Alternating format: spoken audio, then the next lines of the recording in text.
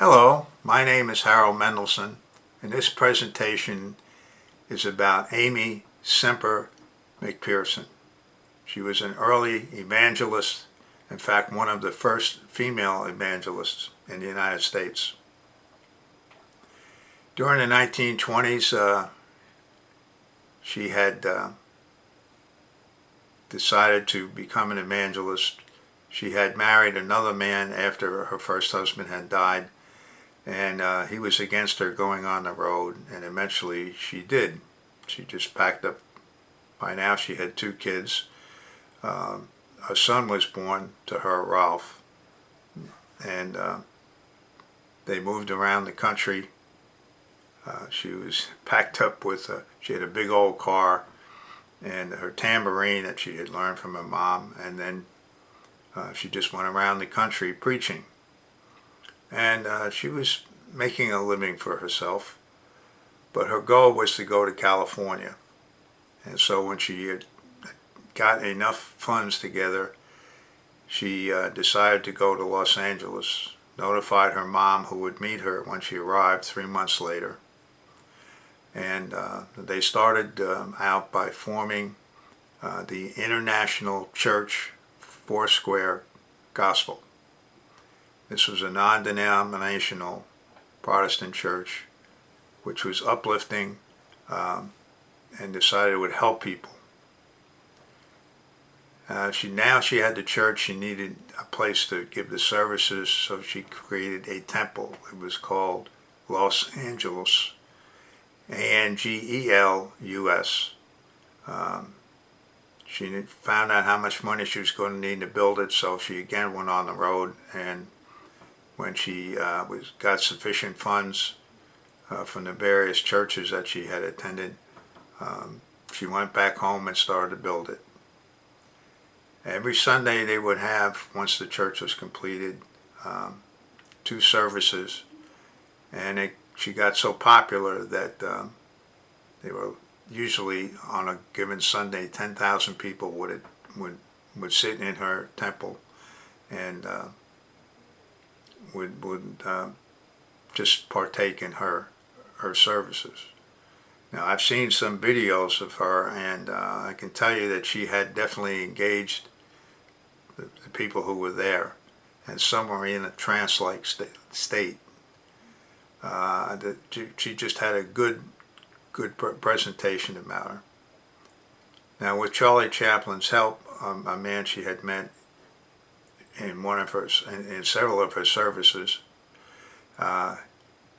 he was not a religious man, but he just enjoyed watching her. She learned how to dress better. She learned how to wear makeup and to take care of her hair and all that, so she had accomplished that. Now, in 1928, she had first hiccup in her life. Well, at least post missionary work, and that was she had gone to the beach in Santa Monica, and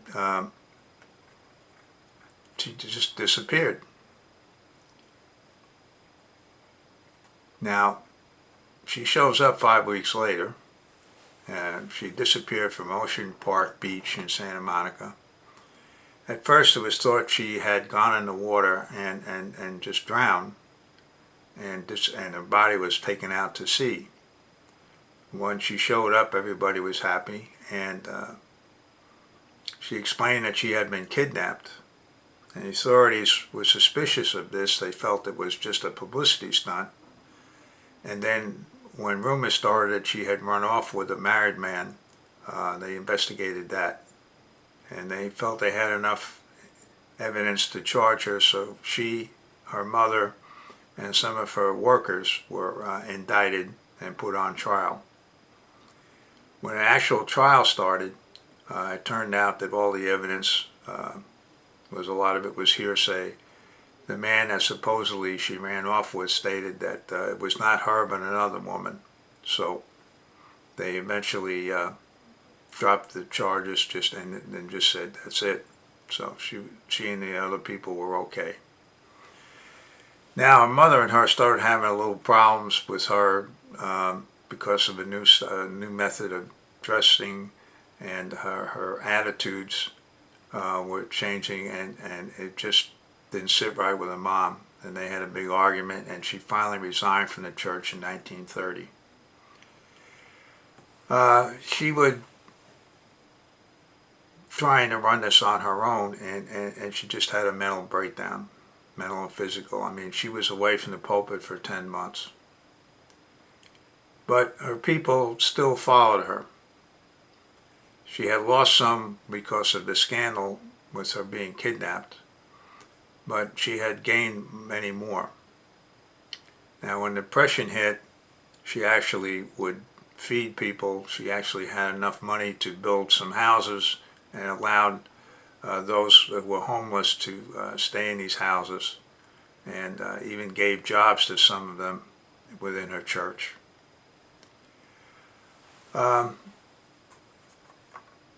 This happened, and then she started to go again. Now, she needed help, so she brought in a fellow named Giles Knight, and he actually straightened out the finances of this church.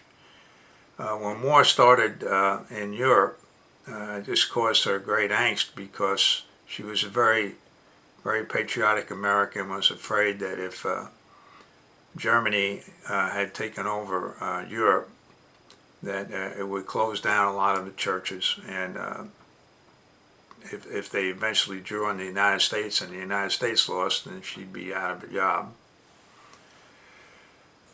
Well, as it turned out, that's not what happened.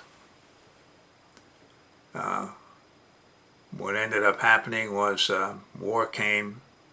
It ended with victory for the Allies.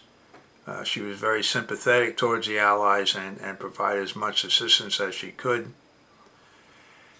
And but before the war ended, she wanted to go into TV. She had already set up radios back in the 1920s, so there was broadcasting. But now she wanted to go into television. But unfortunately, she passed away. She had been in a lot of pain and was ill, and evidently took an overdose in sleeping pills, which was ruled accidental.